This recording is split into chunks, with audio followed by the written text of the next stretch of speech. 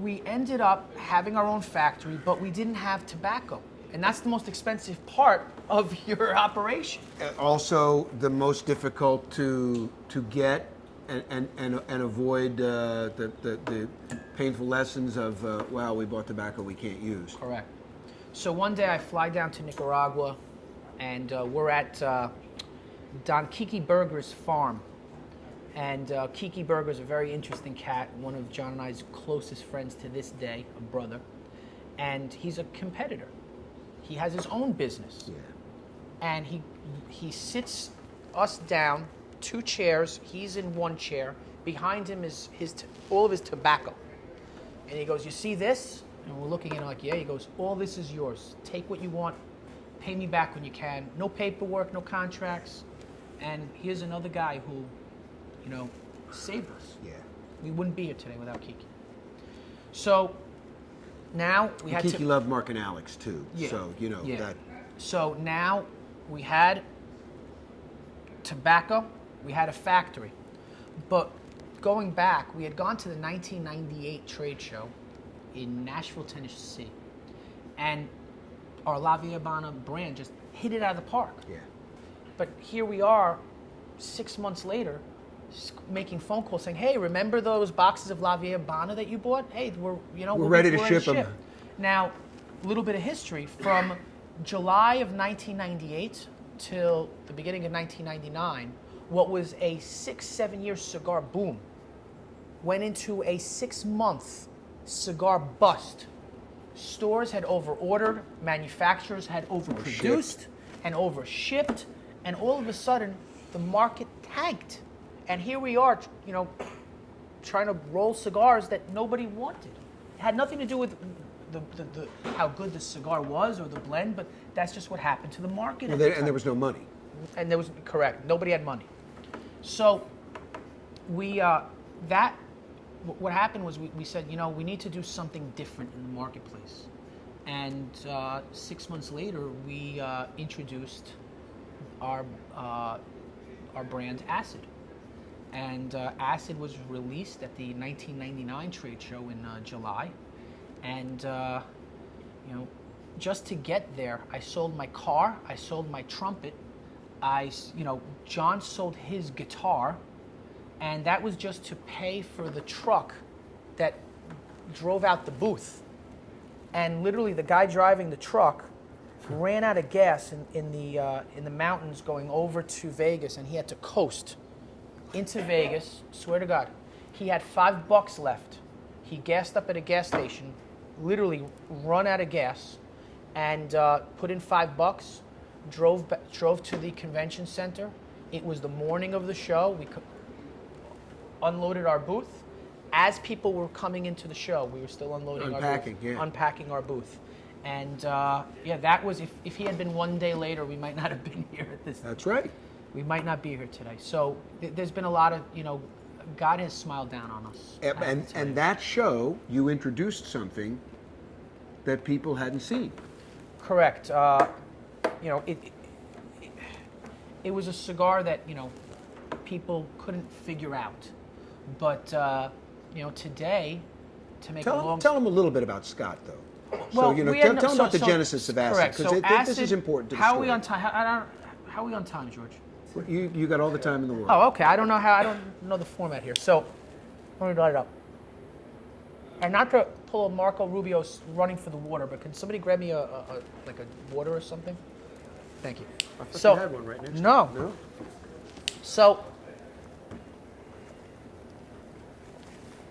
when we developed the Acid blend, we knew we had a winner, but we said, what's going to be the brand direction, the identity, the name of the brand, the marketing concept.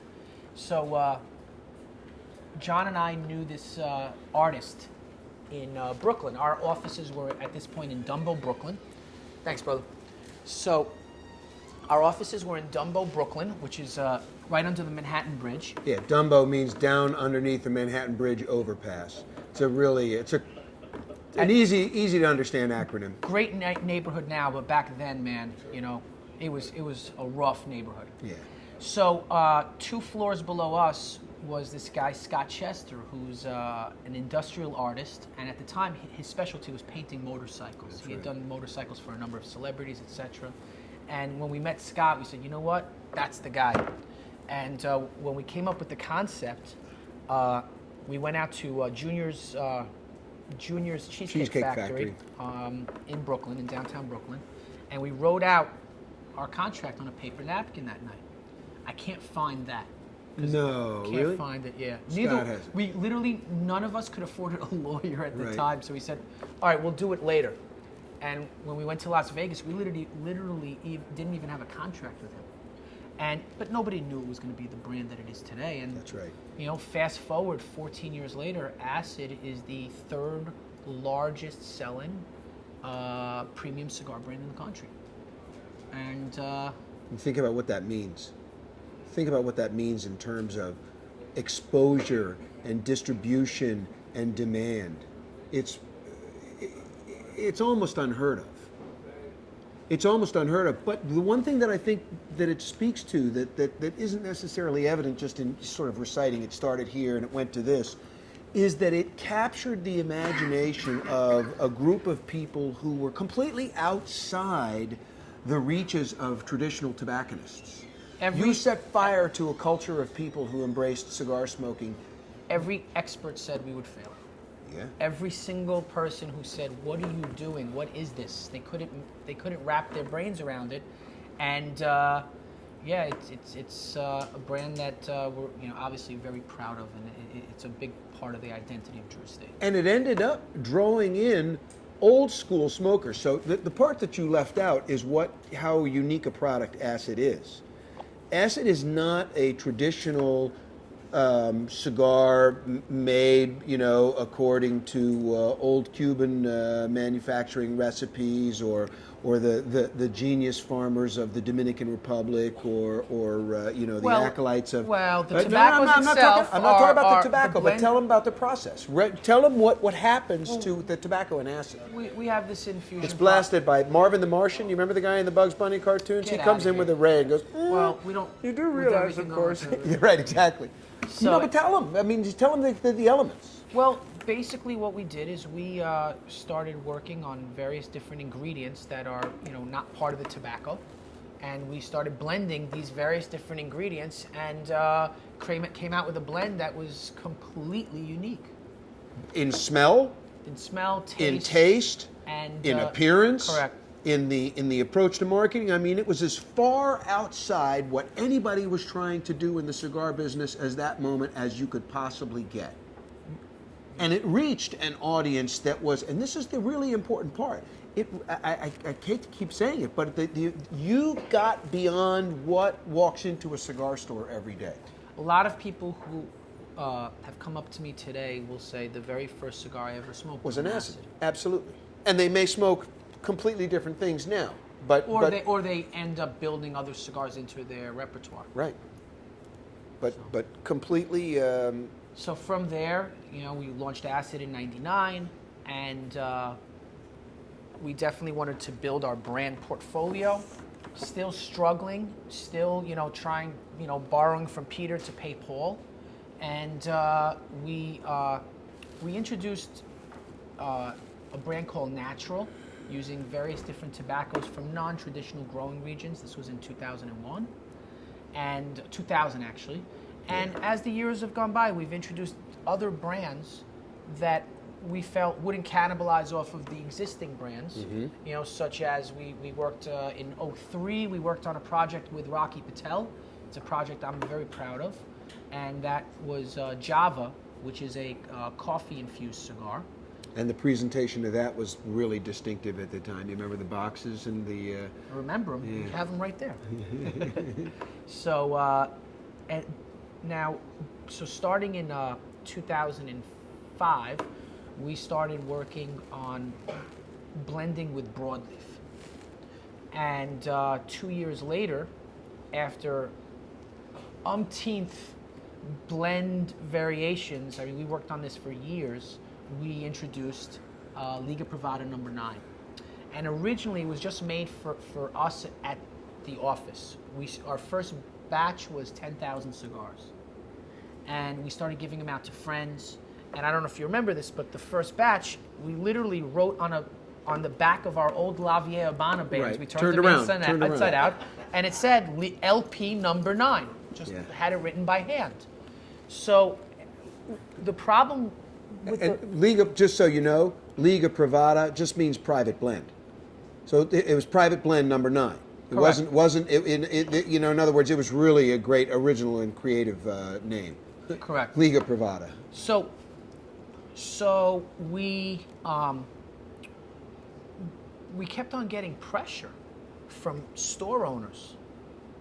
You know, you have to come out with this cigar, no questions asked. And the problem is that curing broadleaf the proper way is a bitch. Yeah. I mean, it takes 2 years to properly ferment broadleaf.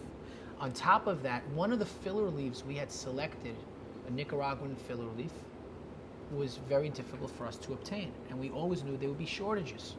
And what happened was, we started with 50 stores, and a year later we introduced the Liga Privada T52, which is also, I think, a very unique blend. What happened was Jonathan and Nicholas were in Connecticut checking on the Liga Privada crop, on the Connecticut broadleaf crop. And in the barn, in one section of the barn, were these stalks that were hanging upside down. Now, when you grow, when you're harvesting your crop, the way just about all premium tobacco is harvested is priming. One level at a time on the layer of it's a very simple reason why you do it. Cost is that if you take the bottom leaf and allow the higher, the bottom leaves, we call them the seco leaves. If you allow the viso and the ligero to continue to grow, they get larger over the successive weeks before they get primed. And tobacco growers, how do they get paid? By weight. bulk. So it's more cost effective to do this.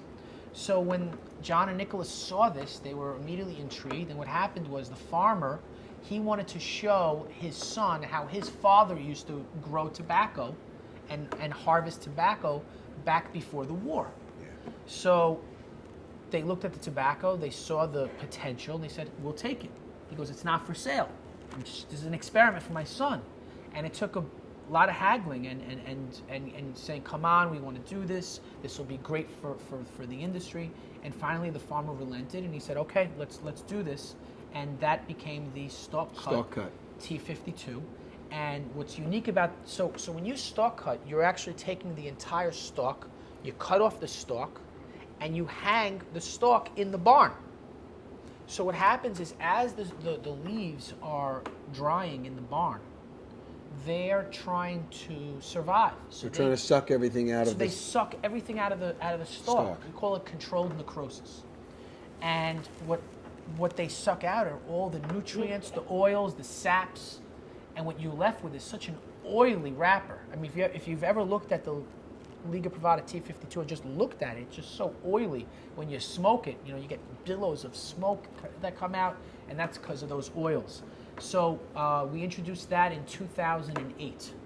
And today, the biggest problem with Liga Privada, we just can't make enough. And that's right. It's amazing when I look at the numbers of how much Liga Privada we made back then compared to now. And it's, multiples more exponentially, but it's just still not And you're enough. still not close to filling the demand. No. Both in terms No. of the number of accounts that want it and the production that they want. We actually, worldwide, internationally, we're getting a lot of requests in Europe, in Asia for Liga Privada, but we're not able to meet that demand. Mm-hmm. So what happened, when we started our company, we wanted to make sure that our employees knew how much they meant to us. So there were a couple of things that we said we were going to do. One was all of our employees, both in Nicaragua and the United States, will have health insurance. And two, you could smoke whatever you want at our factory. or in the United States if you're an employee of Drew Estate. So I don't remember when, this is like 2010, maybe 9 or 10. Our CFO, our bean counter, comes over to us and says, hey, this is how many cigars we sold of Liga Privada last month. Okay. This is how many cigars that were smoked on the factory floor last month.